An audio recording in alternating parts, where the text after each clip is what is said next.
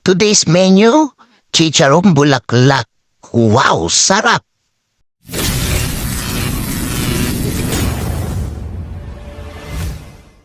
Ngayon naman, magluluto tayo ng chicharong bulaklak. Ayan, ang ganda ng itsura niya, di ba guys? Para siyang tunay na bulaklak. Dahan-dahan lang sa pagkain ito guys, dahil pampabata to. Siyempre, una natin gagawin, hugasan natin yan. Lagyan natin dito sa kaldero. At pagkalagay, kukuha tayong tubig galing sa lamesa dam. Hugasan natin yan guys. Nung binili ko to, malinis na pala to. So hugas-hugas lang tayo. Tapos imemekos-mekos natin. Pag mekos-mekos, lalagyan ulit natin ng tubig galing sa lamesa dam. Para ka lang nagkukusot ng damit niyan. Para naglalaba. Yan. Ginawa ko pala 2 beses ko lang to nilinis. Kasi okay naman siya, malinis na. So pagkatapos niya, nilagyan ko pala ng suka yan guys. Bago ko linisin ng tubig. Siyempre, hindi mawawala itong magic sarap. So linagyan natin lahat. Binuhos ko na lahat. Lalagyan na pala natin to ng mainit na tubig. Galing sa lamesa dam. Para mabilis siya lumambot. Wow! Grabe, umuusok siya. Kita niya naman guys. So ano pang hinihintay? Buksan na ang kalan. Ilagay na ang kaldero dito sa kalan. Lalagyan na pala natin ng paminta. Pagkatapos ng paminta, lalagyan natin ulit ng suka. Yan, sama-sama na sila dyan guys. At pagkatapos, dahon ng laurel.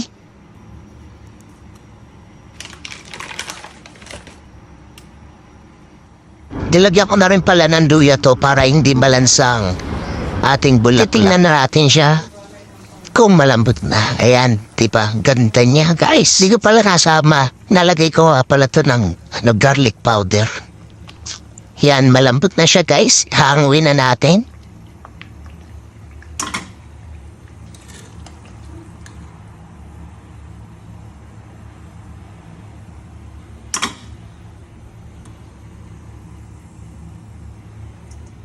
Imekos-mekos natin ba may naiwan pang tira-tira dyan.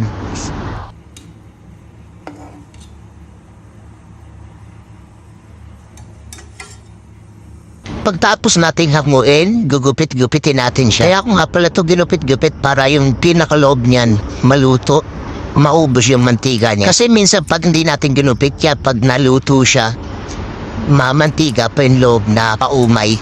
Paulit-ulit lang guys. Gupit-gupitin lang natin lahat. Paulit-ulit na para ang sinaktan ng ex mo. Charing!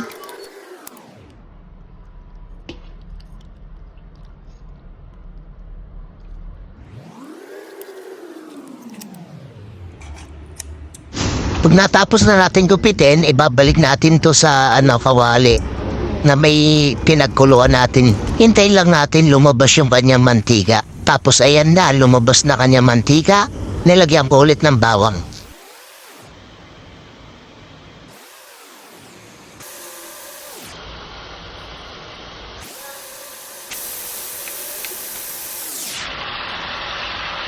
Tapos baligtarin natin, mekos-mekos natin para maluto yung kabila.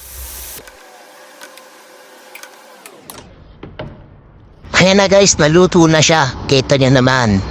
Hahanguin natin siya ulit guys. Tapos, pagkatapos natin hamuin, lalagay natin sa rep.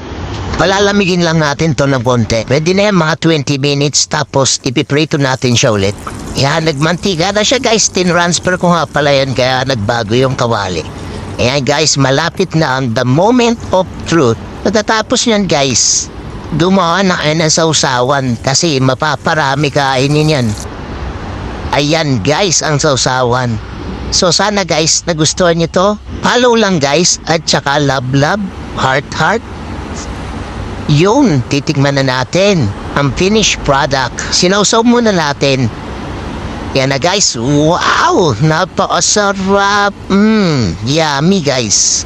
So guys, sana nagustuhan nyo tong video na to. Please follow me for more video. Bye, thank you.